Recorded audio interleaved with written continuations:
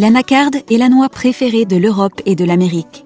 Avec le karité, c'est l'un des produits phares du gouvernement béninois, en raison de la place de choix de ce secteur dans l'économie. Le beurre de karité est présent dans de nombreux produits cosmétiques. La récolte et la culture de l'anacarde et du karité sont effectuées par une main-d'œuvre de près de 500 000 personnes, pour la plupart des femmes issues des zones rurales.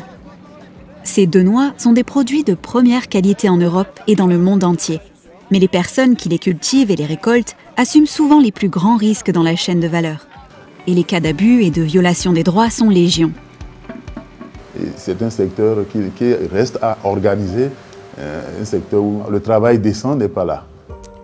Maintenant, si je suis malade maintenant, il n'y a pas d'argent. Si j'ai des blessures maintenant, il n'y a pas d'argent pour aller à l'hôpital. Je veux voir le cajou, le karité se développer, être vraiment des produits qui rapportent beaucoup de ressources à notre pays. Mais en même temps, je veux voir les travailleurs bénéficier de ce travail qu'ils font et vivre mieux, décemment.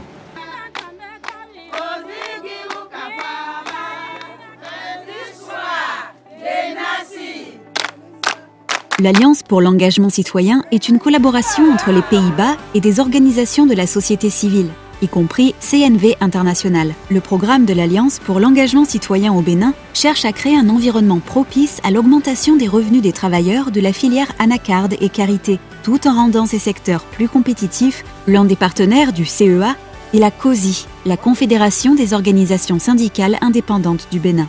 Vous savez très bien qu'il n'est pas facile qu'un entrepreneur accepte qu'il y ait un syndicat qui intervienne donc dans son business.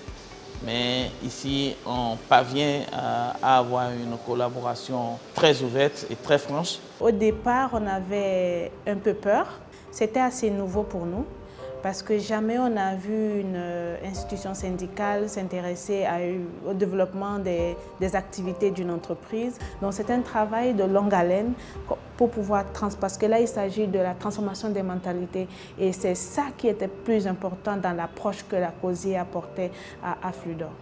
Le lobbying est peut-être la partie la plus importante du travail des partenaires. La ratification de la Convention 129 de l'Organisation internationale du travail, OIT, sur l'inspection du travail dans l'agriculture est actuellement sur la table. La COSI a l'opportunité de pouvoir parler directement avec le gouvernement de façon régulière.